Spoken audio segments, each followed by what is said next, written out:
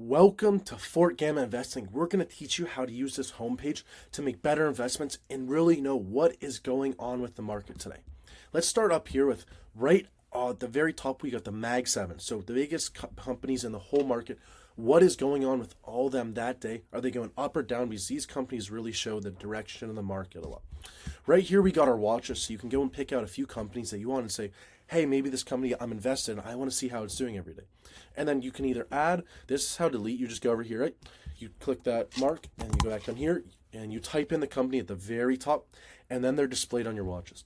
Right here we got the biggest moves of the day. So basically you want to see, hey, did this company just go up 100% or go down 100% because something huge happened? That's exactly where to see that. Right here we got it so you can track how the market indexes are doing. Are they in an uptrend? Are they in a downtrend? Are we in a bear market, a recessionary? And you can kind of switch through them to see all of it.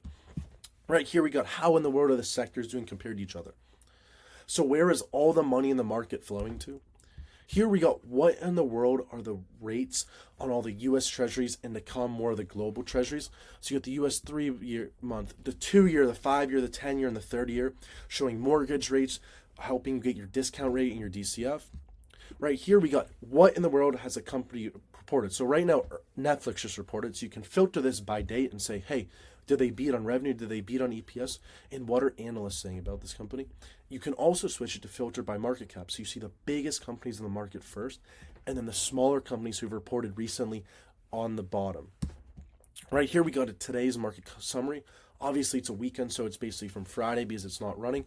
But basically JP Morgan Chase did earnings, they beat, and it kind of will tell you the sectors they're going to do, what other big stuff is, why the market's going up, or your portfolio is getting wrecked and it's going down.